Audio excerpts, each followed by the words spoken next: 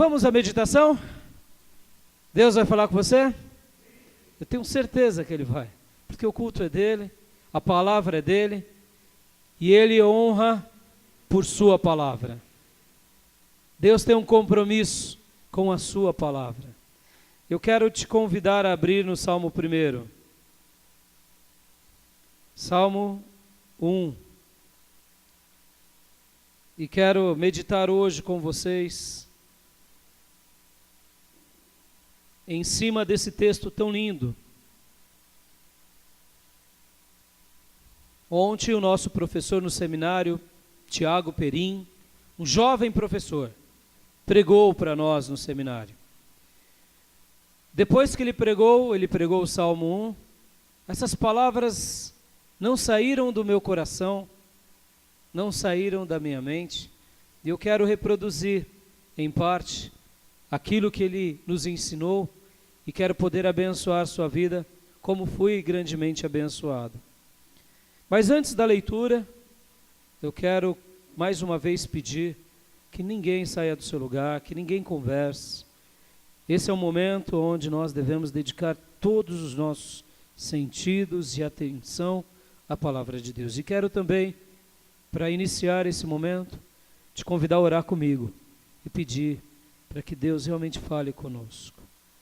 Feche os seus olhos, curve a cabeça e se concentre agora em Deus e peça para Deus: Deus, fala ao meu coração. Se eu tenho feito coisas que não têm te agradado, me revela agora. Se eu tenho feito coisas que têm te agradado, me afirma agora. Fala comigo agora, enche-me do teu poder, do teu espírito, da tua sabedoria. Começa a pedir a Deus. Começa a pedir para que realmente Deus fale com você, ministre ao seu coração, porque eu tenho certeza que Deus falará com você. Pai amado, nós nos colocamos diante da tua presença nessa noite e te pedimos, fala poderosamente ao nosso coração. Obrigado por esse momento, meu Deus, um momento tão maravilhoso, um momento tão especial, onde nos debruçamos diante da tua santa e bendita palavra. Que o teu Santo Espírito, que é o autor das Escrituras por excelência, possa vivificar o nosso coração, possa iluminar o nosso coração, diante dessa revelação bendita e poderosa, que tem salvado almas ao longo de todas essas gerações, desde do último escrito, do último texto do Apocalipse. Ó Deus, obrigado pela tua palavra, que mesmo ao longo dos anos, das épocas, das gerações, ela não cai por terra. Pelo contrário, mesmo quando homens cruéis, pessoas maldosas, tentam impedir a tua palavra, o Senhor vem e sopra do teu espírito e salva pessoas e liberta das trevas e faz com que a tua palavra seja revelada e cumprida sobre todos nós. Obrigado, ó Deus, porque foi por meio da tua palavra que um dia essa igreja nasceu, que essa igreja tem existido e existirá até o dia que assim lhe apraz, e no nosso desejo é que ela venha continuar existindo até a volta de Jesus e venha continuar a frutificando para a tua glória, ó Deus, muitas outras igrejas e congregações. Ó Deus, eu quero te pedir agora, quebra toda obra maligna que tem impedido do que os teus filhos e filhas, aqueles que nos ouvem agora, entendam tua palavra. Sei que isso é uma obra infernal e por isso eu te peço, repreende essa obra infernal com o teu dedo e toca nos corações, nas almas, nas mentes, no espírito de cada um, e que possamos crescer diante da tua palavra e frutificar segundo tudo que tu deixastes para nós. Ó Deus, obrigado porque tu mesmo dissestes que nem o i nem o tio cairiam por terra ou seriam retirados da tua palavra. Nada aconteceria sem antes o Senhor nos permitir saber por meio dos teus profetas. Passaria o céu e a terra, mas a tua palavra não passaria. Obrigado, ó Deus, obrigado, porque a nossa vida, Senhor, como diz as tuas escrituras, é como a erva, e a glória da nossa vida é como a flor da erva. Murcha-se a flor, seca-se a erva, mas a tua palavra permanece para sempre. Ó Deus, obrigado. Obrigado porque somos passageiros, temporais, mas a nossa vida está firmada na tua palavra, em Jesus Cristo, e por isso desfrutamos de toda a beleza e grandeza de Deus enquanto vivermos.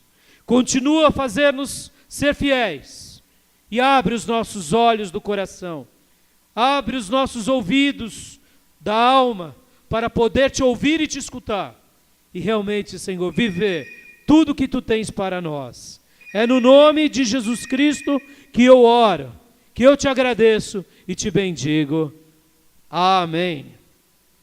Amém? Amém. Acordou, né? Quem estava dormindo na oração? Com alarme.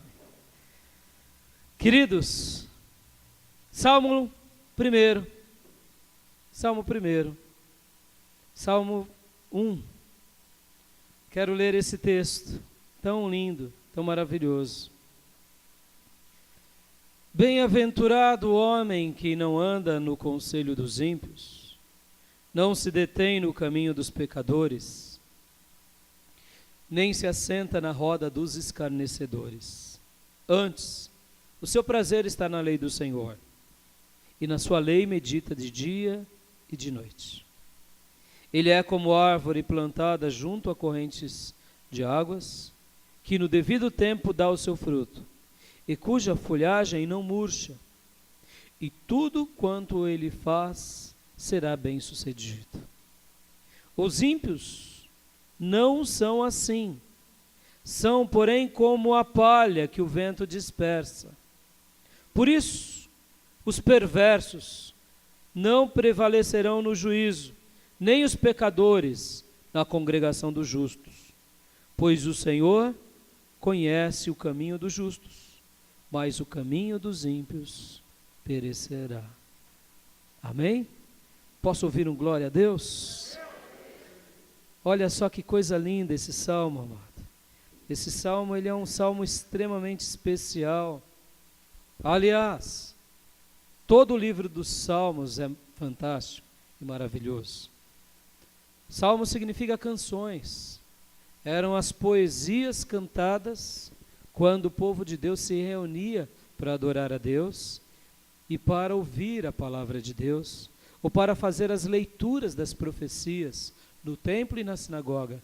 Mas não somente no templo, no tabernáculo também. O primeiro salmo, que sabemos e o conhecemos, foi escrito por volta de 1450 a.C. 1450 a.C., por Moisés. Moisés escreveu um salmo, o Salmo 90, e ele foi escrito lá atrás, possivelmente quando eles estavam no deserto. Então, quando eles se reuniam para adorar a Deus, quando eles se reuniam para ouvir a voz de Deus, eles também celebravam as suas festas e cantavam. Nós vemos que assim que o povo de Deus foi liberto do Egito e passou pelo Mar Vermelho, Miriam, com um tamborim, salmodiou ao Senhor.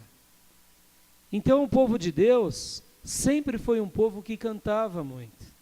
E essas canções eram registradas, e elas viravam textos sagrados, porque assim o Espírito Santo queria.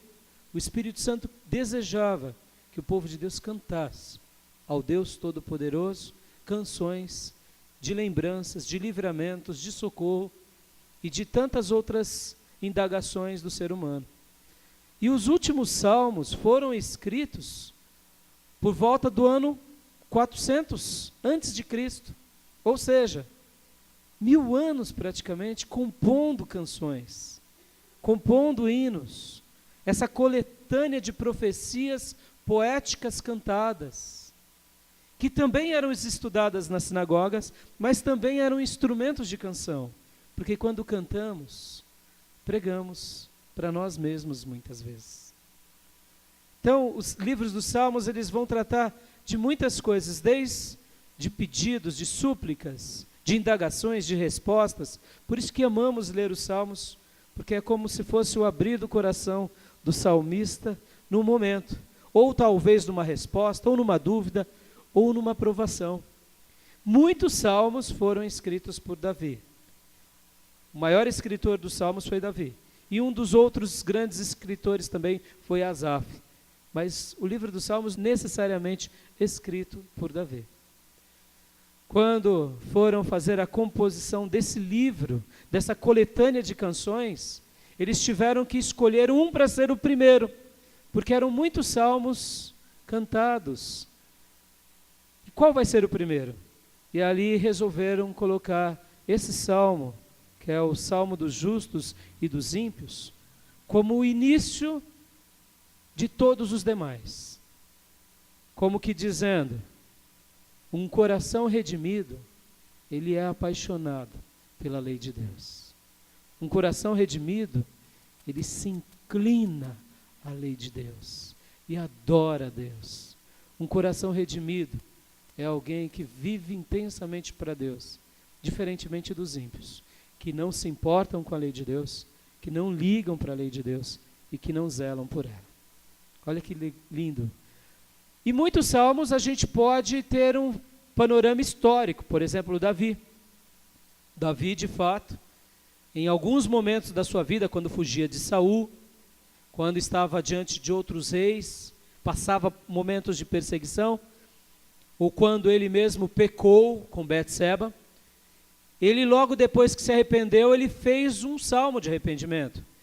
Quando ele fugia de Saul e Deus o livrou, ele fez um salmo de gratidão. Então, alguns salmos dão para a gente colocá-lo numa cronologia, num tempo da história bíblica. Outros, como o Salmo 1, não sabemos quando nasceu. Só sabemos que algum filho de Deus, guiado pelo Espírito, assim o compôs. E hoje eu quero falar sobre esse salmo. E o tema da minha mensagem é Passos para a Felicidade, segundo o Salmo 1. Alguns passos, ou 3 passos, para uma vida realmente feliz, segundo o Salmo 1. Deixa eu te perguntar aqui, você quer ser feliz? Você busca a felicidade? Em qualquer povo, qualquer cultura, em qualquer dialeto, em qualquer habitação, comunidade, todas as pessoas desejam a verdadeira felicidade. E Deus nos revela aqui alguns passos para termos uma vida feliz. Uma vida realmente feliz. Uma vida de fato feliz. Uma vida feliz segundo os planos e propósitos de Deus. Talvez o seu coração venha vivendo momentos de infelicidade, de ausência da felicidade. Mas Deus vai nos ensinar hoje sobre isso. E esse salmo fala sobre essas coisas. Eu gostaria de defender uma tese que vocês entenderão mais para frente, através dos 3 pontos, que é uma progressão santa sempre, uma concessão ao pecado também sempre, para que possamos viver uma vida repleta de bênçãos e repleta de significados e de frutificação. Vocês vão entender o porquê dessa minha tese. O primeiro ponto que eu quero falar aqui com os irmãos é o versículo 1. Ele nos ensina, vamos ler? Eu lerei agora na NVI, porque a palavra bem-aventurado significa feliz, não aquela felicidade de um sorriso amarelo, mas aquela felicidade da alma, que nos traz um gozo no espírito, uma alegria incontida, de uma existência plena e abundante. Essa felicidade transcendente e imanente que está dentro de nós, Não porque somos algo, mas porque um dia Cristo ressurreto passou a habitar dentro de nós pelo poder do Espírito Santo. Essa felicidade, o Salmo 1 vai chamar de bem-aventurança. Então na NVI diz: como é feliz aquele, no caso, aquele homem ou aquela mulher que não segue o conselho dos ímpios, ou que não anda no conselho dos ímpios, não imita a conduta dos pecadores, ou que não se detém no caminho dos pecadores, nem se assenta nas rodas dos zombadores, ou nem se assenta na roda dos escarnecedores. Em primeiro lugar, o salmista está dizendo aqui que felicidade não tem nada a ver com o pecado. Você poderia repetir esse primeiro ponto comigo? No 3, 1, 2, 3. Felicidade nada tem a ver com pecado. Pode dizer para o irmão, diga para o irmão que está ao teu lado: olha, irmão, felicidade nada tem a ver com pecado. Pastor, por que você está dizendo isso? O que a sociedade prega? Que para sermos felizes e para desfrutarmos de uma felicidade, essa felicidade está, na grande maioria das vezes, relacionadas a situações pecaminosas. É ou não é? Festas culturais. Qual é a maior festa cultural de felicidade dos brasileiros? Carnaval. Se você vai para o carnaval, você vai feliz. Se você não vai, ser infeliz. Não é? Outra coisa, um provérbio antigo, né, que nasceu no surgimento do rock and roll, lá na década de 60, nos Estados Unidos, e depois veio para o Brasil, que dizia o quê? Quer ser feliz? Rock, drogas e sexo. Não era isso? Agora, nessa nova onda de bem-estar, agora é rock e sexo, menos droga. Porque viram que existe um 8º pecado capital chamado dependência química, que tem assolado o mundo. E aí já não pode mais se dizer que esse é um estado de felicidade. Até o governo tem entendido que qualquer dependência química, desde um cigarro ou uma bebida, é um mal, inclusive social. Mas não tratam disso? Que uma vida de sexo, de rock and roll, ou quantas outras coisas que é associado, que a felicidade vem por meio de pecado.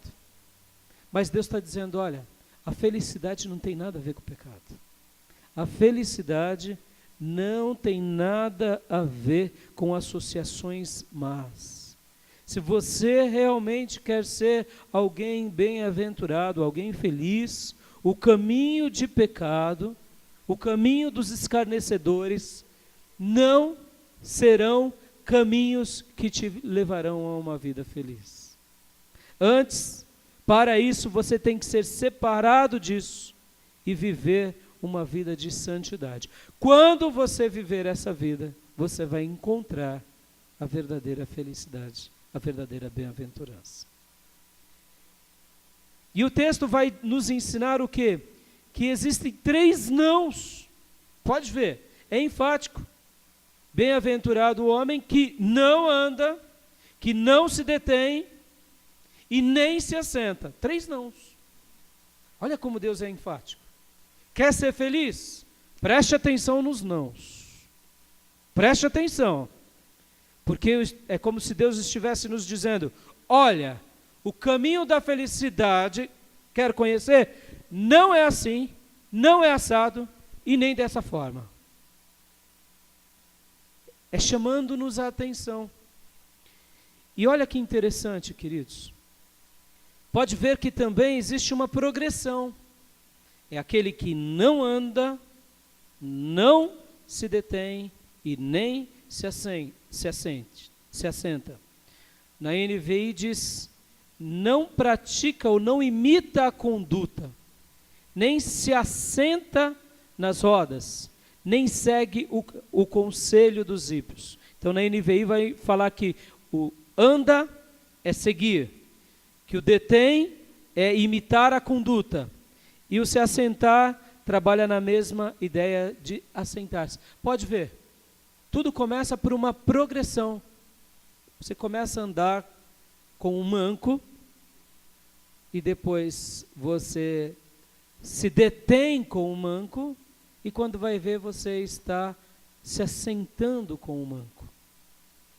Aquele que manca, aquele que te leva ao erro. E para o judeu isso tem muito a ver, irmãos. Ele está dizendo o seguinte: Deus, cuidado com as pessoas que você anda ao teu lado. Cuidado com aqueles que você para ouvir essas pessoas, os seus conselhos. Para ouvir as suas indagações, as suas teses. Cuidado. E principalmente, cuidado com aquele que você se assenta, porque para o judeu, ele não se assentava com alguém que não fosse íntimo.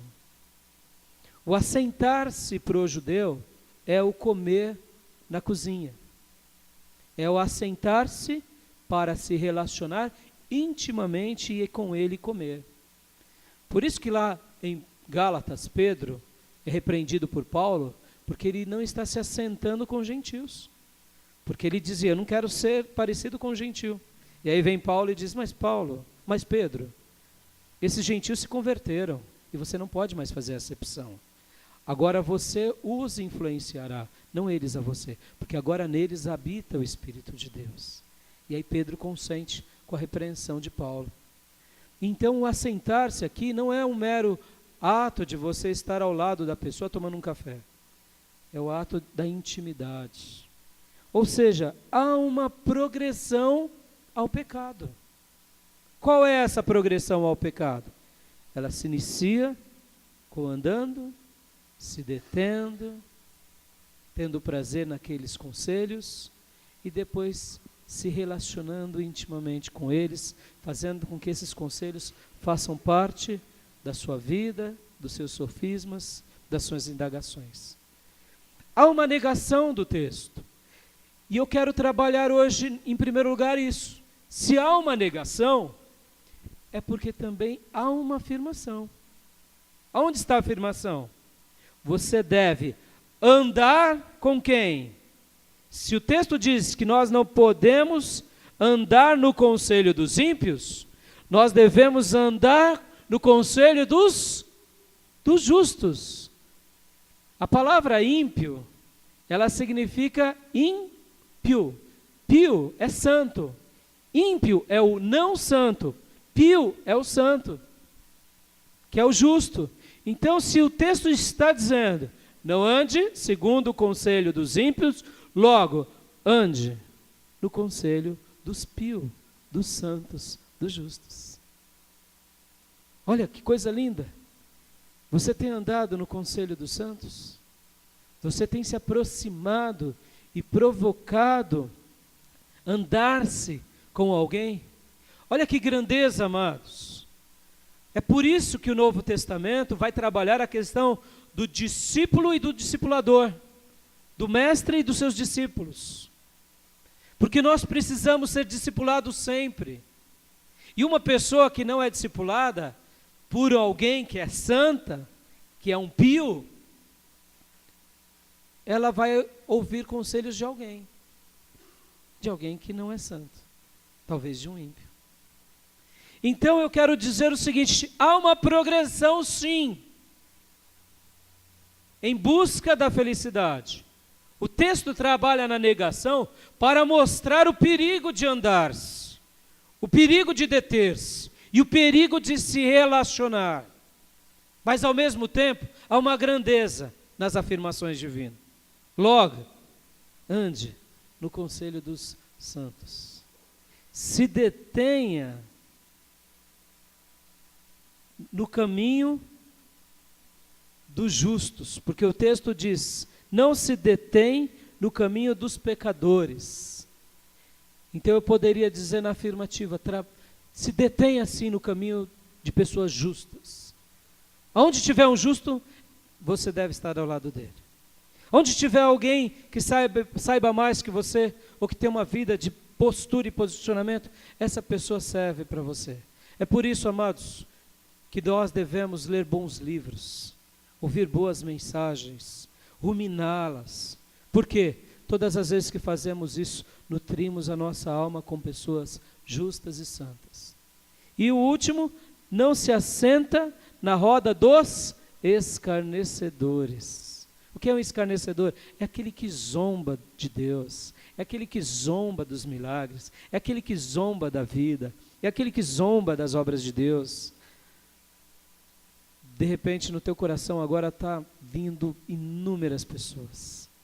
Aí eu te digo, filho, é por isso que você está se contaminando. É por isso. Pastor, eu sou maduro, eu tenho 20 anos de igreja. Presta atenção que eu vou te dizer.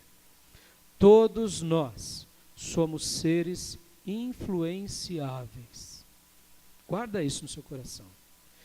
Todos nós somos passíveis de sermos contaminados. Pastor, sim. Quando o povo de Israel estava no Egito e Deus os livrou passando por o Mar Vermelho, eles foram para o deserto, Moisés mandou 12 espias espiarem a terra, Canaã. E quando eles voltaram, trazendo uvas gigantes, 2 homens precisaram carregar um cacho de uva. Imagina essa cena. Um cacho de uva, 2 homens. Era um cacho enorme. Mas eles chegaram e falaram, olha, a terra é magnífica. Mana leite e mel, é próspera. Mas nós não vamos conseguir entrar lá. Porque existe homens gigantes lá. E diante dele nos sentíamos como gafanhotos. E a Bíblia fala, lá no livro de Números e Deuteronômio, que 10 homens começaram a falar que não conseguiriam entrar na terra prometida. E a Bíblia fala que todo o povo de Israel foi contaminado por causa de 10 homens. O exército de Israel, homens que iam para a guerra de 20 anos para cima, eram 600.000 homens. E se inflamaram por causa de 10 pessoas.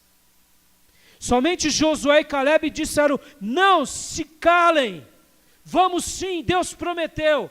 2 homens justos não conseguiram deter 10 homens contaminados. E a Bíblia diz que eles ficaram 40 dias e começaram então a murmurar diante de Deus, dizendo palavras horrorosas, como por exemplo, por que tu não nos mataste no Egito? Por que tu nos livraste? Seria melhor a morte, nos trouxeste para o deserto para nos acabar com a nossa vida. E falaram arrogâncias com Deus, e Deus chega ao ponto de falar que eles colocaram Deus à prova. E diante desse quadro, Deus disse, olha, por causa que vocês não creram em mim, ora irmãos, eles tinham visto milagres maravilhosos no Egito, não veriam agora em Canaã? Olha o coração nosso, como ele é passível de ser influenciado. Eles viram milagres maravilhosos. Nesse contexto, lá no deserto, eles estavam comendo maná, gente. Milagre diário. Mas 10 pessoas, somente 10, fizeram a ruína de toda uma geração. Tinha por volta, irmãos, de 4 milhões de israelitas no deserto. Porque eram 600.000 homens acima dos 20. Devia ter para cada homem uma mulher. Então põe aí 1.200.000. Põe aí 2 filhinhos para cada casal, no mínimo. Irmão, estou chutando baixo. A população naqueles dias era imensa. E Deus disse, vocês ficaram 40 dias lá e contaminaram o meu povo, vocês vão ficar 40 anos no deserto. Toda essa geração, acima dos 20 anos, vai morrer.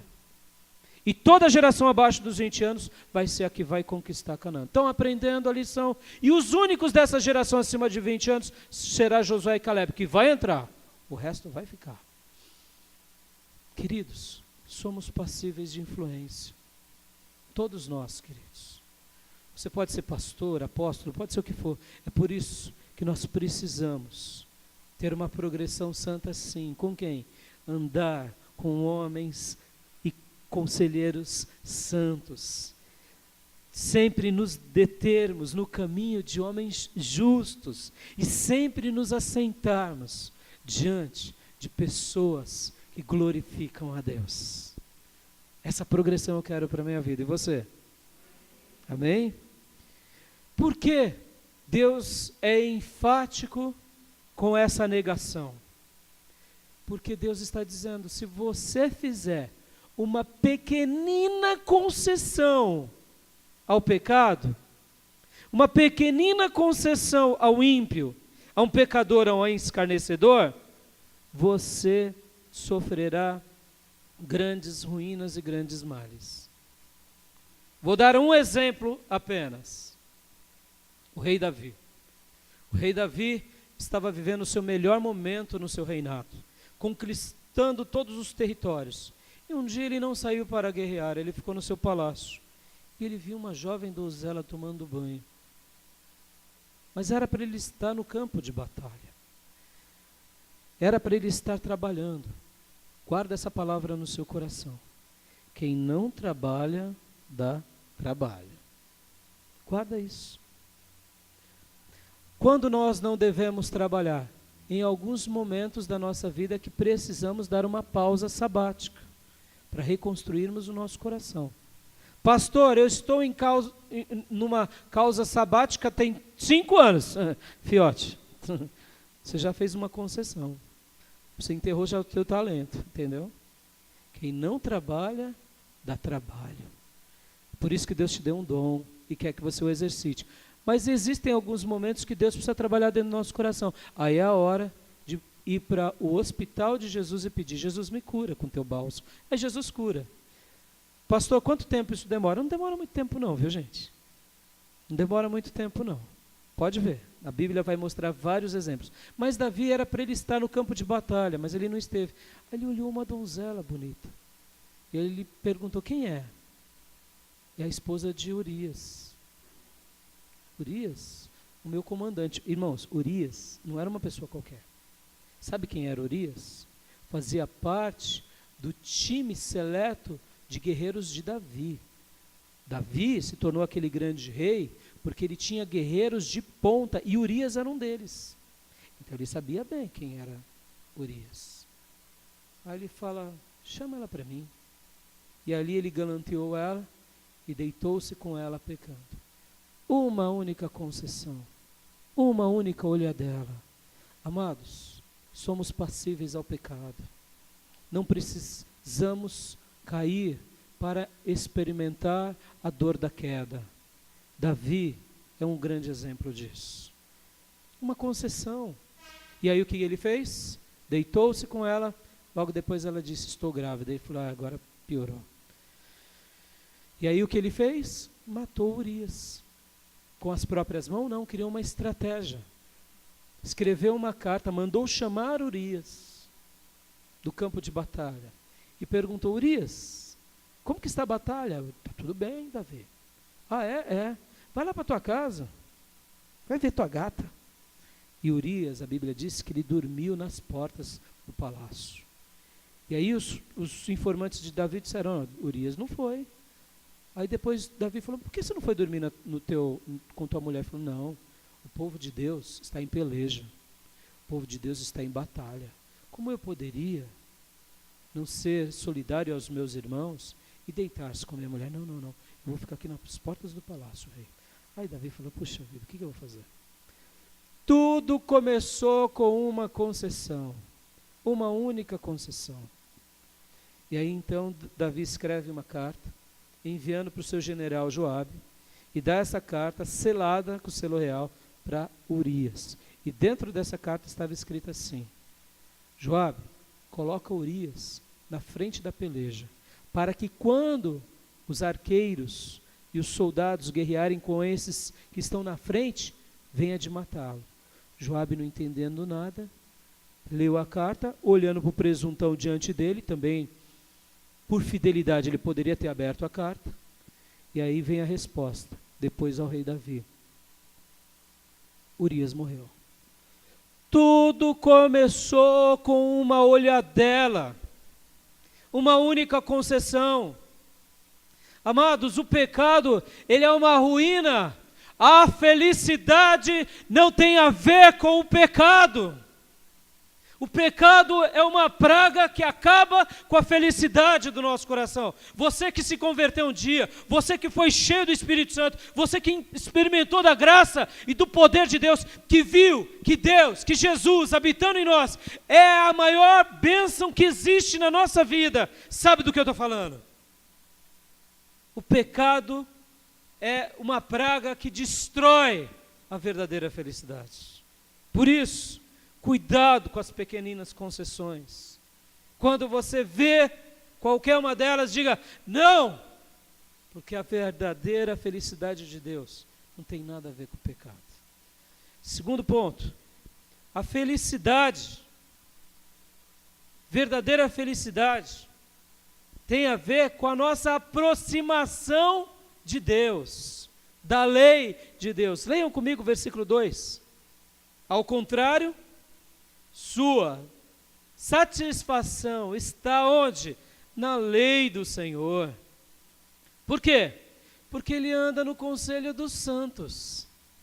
Ele se detém no caminho dos justos. Ele se assenta na roda dos apaixonados por Deus.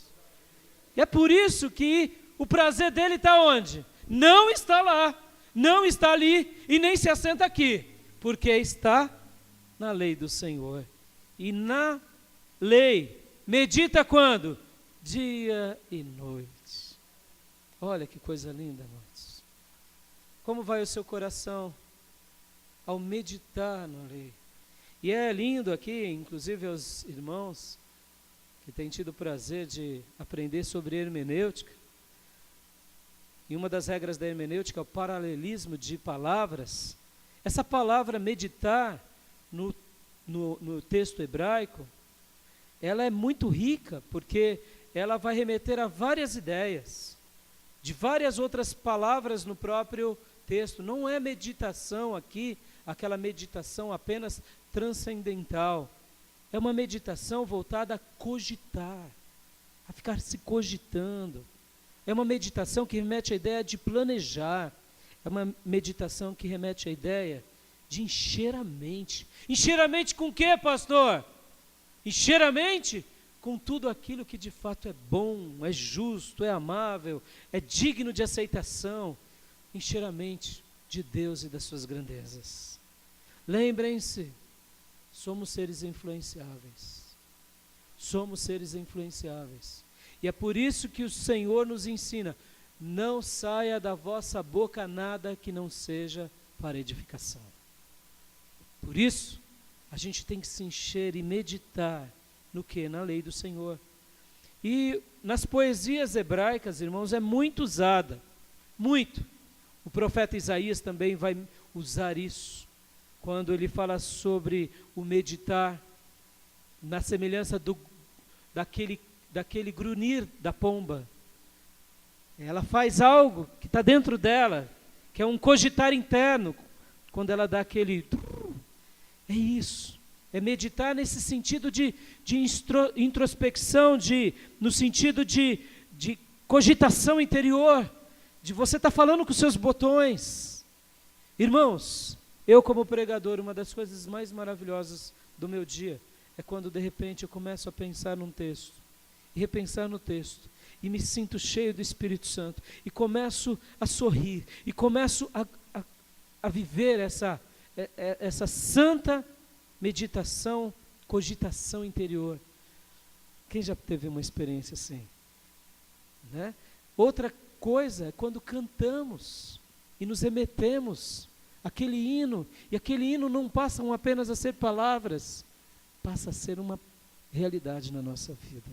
E uma presença bendita vem sobre nós, porque estamos meditando. Quando? De dia e de noite. É por isso que Josué capítulo 1 tem aquele clássico: medita nessa lei de dia e de noite, e os teus caminhos serão prósperos. Felicidade tem a ver com isso, com essa aproximação ao quê? A lei de Deus. Está vivendo dias infelizes? É simples. Quanto tempo você não lê a lei do Senhor? Quanto tempo você não prescruta nela, gastando aquele tempo maravilhoso? Irmãos, já teve vezes que eu fiquei semanas em cima de um único texto, não conseguia sair. Estava lendo, estou lendo, e lembrava daquela passagem, ia para ela. E lia, relia, e o Espírito Santo sempre sinalizando algo novo no meu coração. Essa palavra que você segura nas mãos, que é a palavra de Deus, se renova como as misericórdias de Deus a cada manhã. Deus tem uma lição nova ao seu coração, meu irmão. Essa palavra te dará felicidade. E por isso há uma fúria do diabo. E por isso o diabo manda, sim, pessoas para andar ao seu lado, para te tirar da igreja. E aqui, deixa eu dizer uma coisa aqui, viu, amado? A você que pode vir nos cultos durante a semana e não vem. É um começo de um desvio. É verdade. Pastor, como você conhece um desviado? Ele pode vir na igreja e não vem. Ele pode vir e não está. Pastor, você está sendo muito radical. Amado, eu vou ser radical. Quer ser feliz? Esteja na presença de Deus. Esteja andando com homens de Deus. Esteja se assentando com aqueles que se apaixonam pela palavra do Senhor. Amados, essa palavra não saiu do meu coração de ontem para hoje. Eu fui ministrado e não me esqueço dela. É claro que Deus colocou muitas outras coisas no meu coração. Mas como eu amo se assentar com quem ama a palavra de Deus. Sabe por quê? Porque esse é um caminho da felicidade. Ah, pastor, eu não quero ir para a igreja, porque eu não quero. Então, filho, prescute o seu coração. Faça uma avaliação. Porque todos os homens de Deus, que foram instrumentos de Deus, eles tinham uma vida de dedicação e posicionamento diante de Deus. E a Bíblia é bem clara, produza frutos dignos de arrependimento. Pastor, eu estudo, não tem problema, aí é outro caso. Pastor, eu trabalho, aí é outro caso. Pastor, eu fico assistindo novela. Misericórdia. Então, amado, prescute isso. Se você pode estar, é por isso que o Senhor nos ensina que o prazer dele estava na presença do Pai. Davi dizia que ele ia à casa do Senhor com alegria. Me alegrei quando me disseres, vamos à casa do Senhor. A felicidade tem a ver com essa aproximação de Deus. Pastor, mas Deus é invisível. Sim, mas Deus deixou uma única coisa visível nessa terra para que o conhecêssemos, para que o buscássemos e através dessa única coisa fizéssemos a sua obra. É a sua palavra. Não podemos praticar a bibliolatria, mas devemos conservar no nosso coração essa palavra. Terceiro lugar, a felicidade de Deus gera em nós, quando de fato não nos associamos com o pecado, mas nos aproximamos com a palavra de Deus. Essa palavra poderosa, crida no coração, faz com que vivamos poderosamente todas as promessas de Deus de forma frutífera e realizada. Quando realmente a gente realmente vive essa felicidade segundo Deus, se aproximando de Deus e de tudo que Deus ama, a sua vida, a minha vida vai ser marcada pelas promessas de Deus, por uma prosperidade de Deus e por uma vida frutífera e abundante para sempre. Foi isso com Davi, gente. Foi isso com Elias, com Eliseu. Aqui eu não estou falando prosperidade do mundo, não, gente. Desses bestas aí. Estou falando a prosperidade de Deus. Uma vida marcada pela presença de Deus. Frutífera. A história vai mostrar quem é quem. A história vai revelar. Tudo vem, irmãos. Tudo que fazemos em oculto, diz o Senhor, será colocado no eirado. Pastor, mas deixa para o dia do juízo os meus pecados. Não, fiote, deixa Deus trazer para o eirado, porque se ficar para o juízo já é condenação, entendeu? Agora você tem uma chance, se arrepender e viver uma nova vida. Quando nós realmente, amados, estamos desejosos por viver essa prosperidade, Deus realmente fará com que a nossa vida seja uma vida frutífera, uma vida realizada, uma vida marcada de bênçãos. A sua vida será um canal de Deus para muitos, segundo a vontade do Senhor. Deixa eu dar um testemunho meu aqui. Semana passada, aliás, segunda-feira eu recebi uma ligação. Sabe quem está falando com você? Meu Deus do céu. Aí tem irmãos que pegam a gente, né? Porque fica tentando fazer com que a gente descubra a voz. A maioria é bate-pronto. Mas quando é uma pessoa que faz muito tempo que não fala conosco, aí a gente fica com aquele medo de errar. Ai, meu Deus. E ali ele tá já sei, Gui. Aí ele deu risada. Ô Gui, como vai? Ele falou, como vai o meu filho? E eu falei, vai bem. Quem é o Aguinaldo? É o meu pai na fé, amados. Meu pai na fé. Ele, Rai, que saudade sua, Rai. Como vai, Rai? Eu falei, Gui, vai bem. E a família, esse filho, tá. E aí conversamos, matamos a saudade. Ele disse assim, e como vão os meus netinhos na fé? Vocês. Tá cuidando bem? Eu falei, tô, filho. Tô, papai. Tô.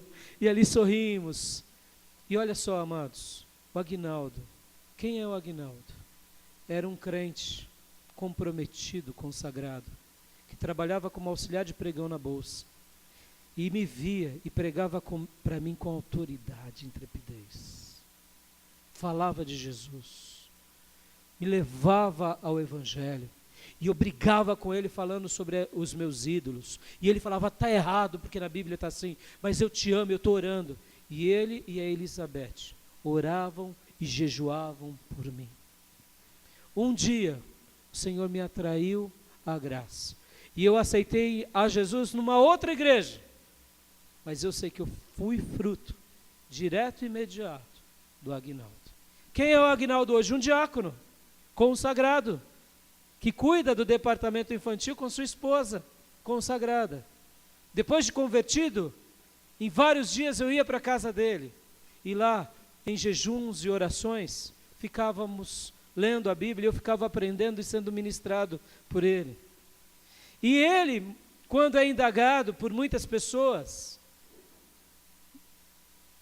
que chegam para ele e falam, tio, você já ganhou alguém para Jesus? Diácono Aguinaldo, você já ganhou alguém para Jesus? Ele solta um sorriso maroto, dizendo assim, eu já preguei para muita gente. Alguns dizem que se converteu. Mas eu ganhei um pastor para Jesus. Aí o pessoal começa a sorrir. Fala, mas você ganhou um pastor? Ganhei. Aí ele fala da minha vida. E eu dou glórias a Deus pela vida desse homem de Deus. É uma vida de um homem, um caminhoneiro, gente, que trabalha durante a semana toda nessa São Paulo maluca, mas aos finais de semana está lá, na igreja, amando a Deus, dedicando sua vida ao Evangelho e vivendo para o Evangelho. Essa é uma vida frutífera realizada. Essa é uma vida próspera. Essa é uma vida abençoada. Quando nós vivemos a felicidade nos padrões de Deus, que nada tem a ver com pecado, que se aproxima de Deus, da intimidade com Deus, a nossa vida vai ser marcada de frutos do reino de Deus. Frutos. E eu quero ler um texto com você, aqui em versículo 3, porque olha o que diz o texto. Ele será como árvore plantada junto à corrente de águas. Junto. Pastor, o que isso representa? O Nordeste não está em seca agora, amados. Uma seca violenta. Um sol escaldante. Mas se tem algum riacho que passa em algum lugar e tem uma árvore ali, pode ser o sol que for, porque ela vai frutificar no tempo certo, e o sol não vai servir para destruir essa árvore, e sim para deixar esse fruto mais doce para a glória do Senhor. Você sabia disso? O sol tem essa beleza de dar ali a sua vitalidade, de dar ali esse significado. Inclusive, os melhores melões são dos lugares mais quentes do Nordeste, e muitas outras frutas. Por quê? Porque fica docíssimo. Pastor, a minha vida está passando por uma tormenta, um sol, mas você está plantado junto à corrente de águas, e você vai frutificar, e o seu fruto vai permanecer para a glória de Deus. O seu fruto vai alimentar pessoas, o seu fruto vai saciar a sede de pessoas, porque você nasceu para ser feliz segundo os planos de Deus. E eu quero dar uma ilustração viva aqui, de um homem. Quem? José do Egito. José, amados, vida, abandonado aos 17 anos pelos irmãos e traídos, depois traído pela mulher de Potifar, vida desgraçada segundo a perspectiva humana, mas foi uma vida abençoada segundo os propósitos divinos. Depois de alguns anos, Deus o nomeia governador do Egito, e a vida dele passa a ser uma das maiores vidas de um homem santo, numa geração ímpia, e por causa desse único homem, uma nação pôde ser salva. E a promessa de Deus continuou. Por isso que eu gosto de chamar que José é o quarto patriarca. Eu assim o chamo. E aí, as coisas não acabam ali. Leia comigo Gênesis, capítulo de número 49. Olha só o que diz. Gênesis 49, do versículo 22 ao 27. Quando Jacó está para morrer, olha que coisa fantástica. Ele abençoa todos os seus filhos. E geralmente essas bênçãos são dadas pela vida desses filhos. E alguns filhos ali receberam, parece, mais um castigo do que uma bênção, porque pisaram muito na bola. Mas Deus, pela sua misericórdia, e porque notou neles um arrependimento, lembra, gente, os frutos das nossas atitudes serão recompensadas por Deus. Você planta, eu acredito nisso, na lei da semeadura, numa perspectiva da graça, viu? Você planta, você colhe. Mas se você plantou coisas maus, mas se arrependeu, Deus muda a sua vida. Foi a história dos 12 irmãos, ou melhor, dos 11 irmãos de José, ou melhor, dos 10, porque Benjamim era uma criancinha. Foram cruéis, mas lá na frente se arrependeram. Então Deus mesmo assim pegou e falou: vocês serão abençoados. Israel receberá um nome como estado, e as tribos receberão os seus nomes. Eu vou abençoar porque vocês se arrependeram. Mas benzinho, viu? É como que se Deus estivesse falando: vocês vão morar nas favelas celestiais. Mas vão morar, mas na favela, entendeu? Porque assim como há mérito para as bênçãos, há castigos graduados. Deus é um Deus que faz como Ele quer, amados. E a gente vê isso na Bíblia. Não entendo isso, não julgo isso, somente aceito. Mas a vida de José foi uma vida marcada de felicidade segundo Deus. Ele não fez concessão com o pecado. Ele entendeu, sem a Bíblia, porque ele tinha apenas a tradição oral da Bíblia. Presta atenção, como isso é forte. O que José tinha para se aproximar de Deus? Ele tinha a tradição oral da revelação de Deus dada a Abraão, dada àquele homem, e depois reafirmada por Isaac e depois por Jacó. Mais nada, gente. Ele tinha toda a compreensão do divino por tradição oral. Ele não tinha escritura, José. Pastor, eu não li a Bíblia. Como que ia saber o que é certo e errado? A sua consciência é um presente dado por Deus. E agimos errados pela dureza do coração. Hoje nós temos a nova aliança, temos o Espírito de Deus e temos 66 livros repletos de histórias. para que a gente não erre. Está entendendo? Está entendendo como muitas vezes a gente é pequeno? A gente é duro de coração e obstinado. E é por isso que a gente não vive uma vida feliz? José não tinha nada disso. Só tinha a tradição de seu pai Jacó. Porque ele ainda era um garoto de 17 anos. E essa tradição da revelação de Deus foi o alento dele, buscando Deus de Abraão, seus pais, lá no Egito. Durante 17 anos, só com a tradição ele se manteve firme. Ele sabia que a felicidade não tinha a ver com o pecado. Não queria fazer concessão. Não andava, não se detinha e nem se assentava. Antes buscava a presença de Deus. Buscava se alimentar da voz de Deus. E a Deus socorria. E a vida dele foi marcada pela presença poderosa do Espírito de Deus. Ser governador não foi o maior presente. O maior presente foi ele ser um cristão lá na velha aliança. E aí não acaba, gente, não acaba. Porque ele viveu muitos anos de bênção lá no Egito. E no finalzinho, não acaba. Porque ainda, Jacó quando foi abençoar, como eu disse, os outros, outro um pouquinho. Mas José, a bênção de José, lê em casa, ora em cima disso. A bênção de José é magnífica. Gênesis 49, 22 ao 27 vai falar as bênçãos de José. José é um ramo frutífero junto à fonte. Seus galhos se estendem sobre o muro.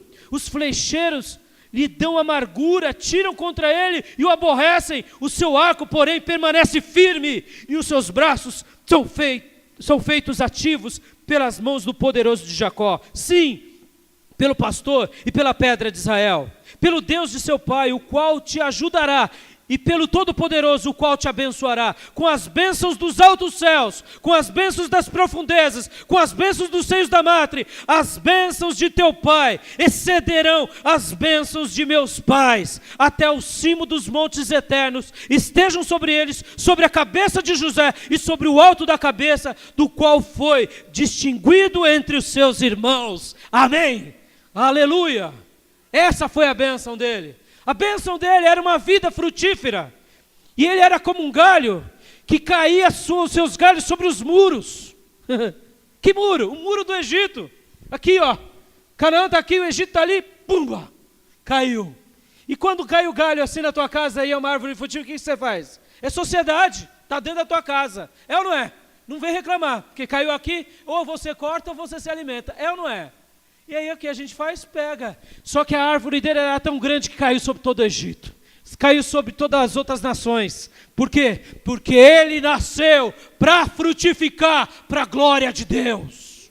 Você, quando descobrir o caminho da felicidade, segundo Deus, frutificará tudo que Deus tem para você.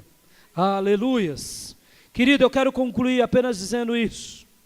Quero concluir que Deus, Ele conhece os nossos corações. Versículo 6. Pois o Senhor aprova o caminho dos justos, mas os caminhos dos ímpios levam à destruição. Deus conhece o teu coração. Deus conhece a tua vida. Deus conhece o teu caminho. O caminho do ímpio perecerá, mas o caminho dos justos será um caminho de frutificação para a glória do Senhor.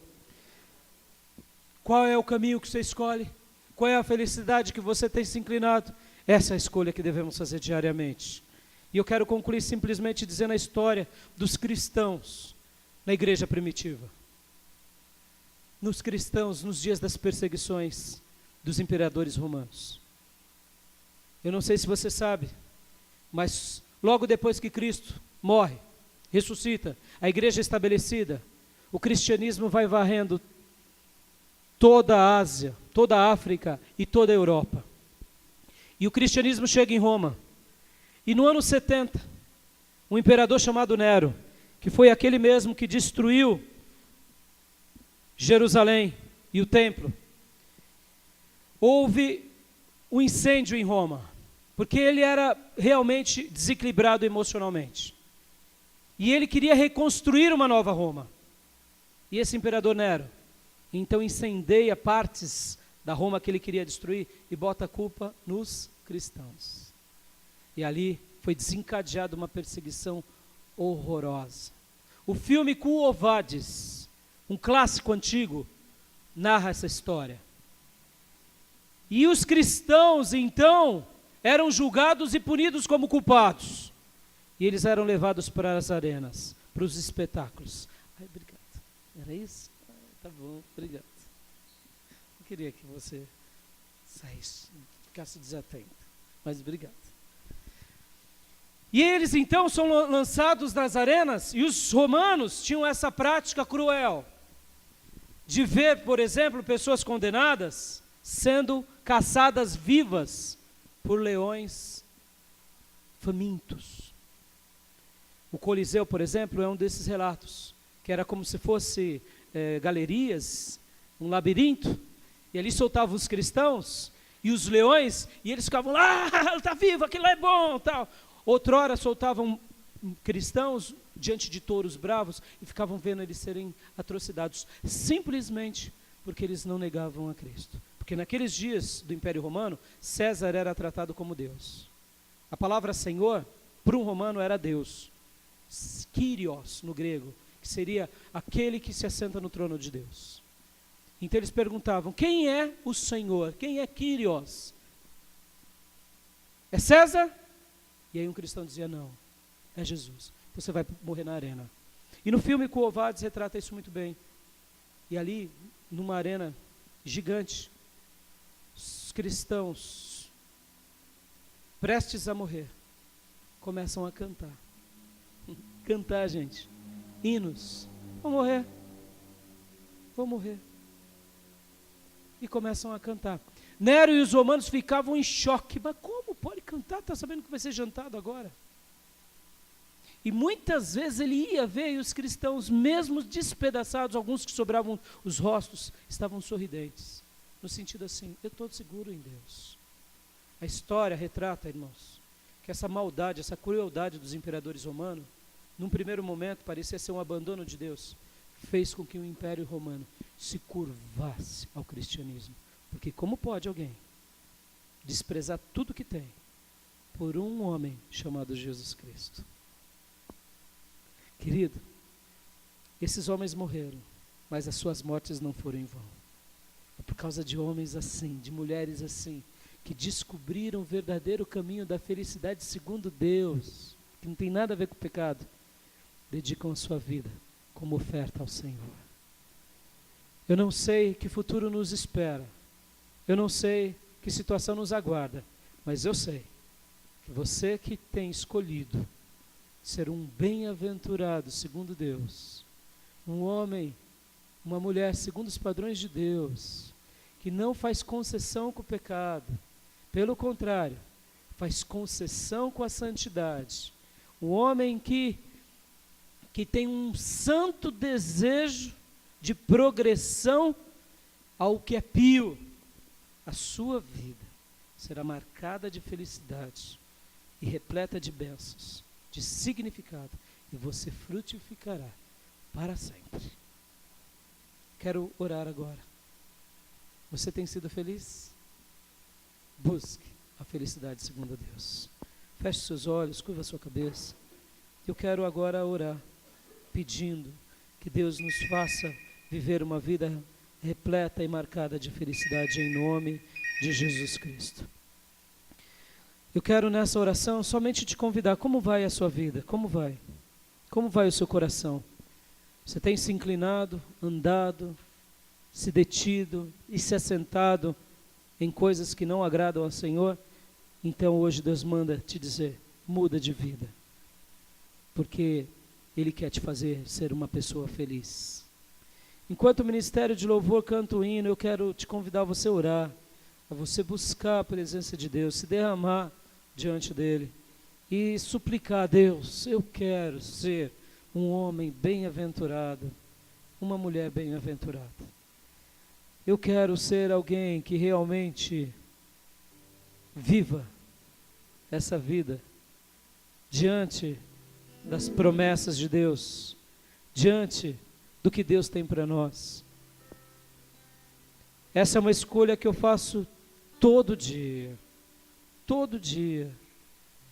Essa é uma escolha que eu faço todas as manhãs, Quando uma tentação vem sobre mim, é uma concessão ao pecado, e eu digo: não, eu quero Deus, eu quero ser fiel ao Senhor, mesmo que a minha carne e o meu ego não estejam se inclinados para o eu digo: sai daqui e seja um ser totalmente dominado, que viva intensamente o que Deus tem para mim, o que o Senhor diz nas suas escrituras. Essa é a minha verdade, essa é a minha escolha.